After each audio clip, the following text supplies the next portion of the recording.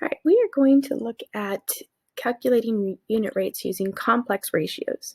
And remember that a complex ratio is just a ratio that involves fractions. So we're going to do one example together, and then in your notebook, you're going to do 3 other examples on your own. So I'm going to start by reading our problem, and then we're going to take a look at what we know. So it takes Mrs. McAdams 1/4 of an hour to run 1.5 miles. Determine the unit rate in miles per hour. So I know that in 1/4 of an hour, I can go 1.5 miles. And it wants us to find the unit rate in miles per hour. So this per hour right here tells me that I'm going to calculate my unit rate for miles in 1 hour. So let me set up my table.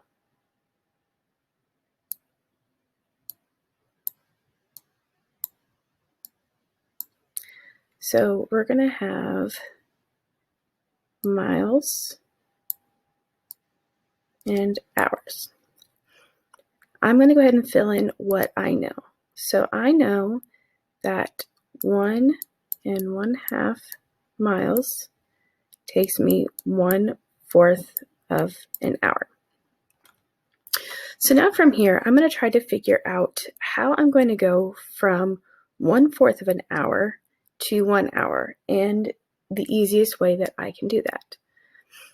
So I'm going to start by just doubling 1/4. So I'm going to multiply 1/4 times 2, because I know that is going to get me closer to 1. So 1/4 times 2 is 2/4. And if I simplify that, I end up with 1/2. I'm going to do the same thing up here because we have to keep things equal and balanced.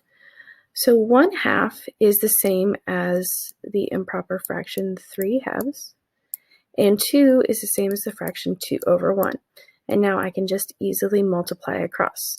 So numerator times numerator is 3 times 2 equals 6, and 2 times 1 equals 2. So I have 6/2, and I know that 6/2 makes 3 wholes. And I'm still not to 1. So I have to figure out how I'm going to go from 1/2 to 1. And I know that there are 2 halves in a whole, so I'm going to multiply by 2 again.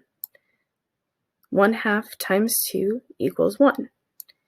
Again, we have to keep things equal and balanced, so I'm going to multiply my miles times 2, and 3 times 2 equals 6.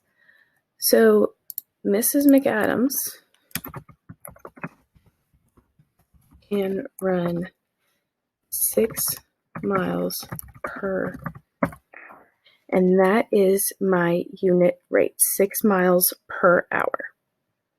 Now what you're going to do in your notebook, you're going to go to the UDO page that you copied in, and you are going to do the same thing for the remaining 3 scenarios.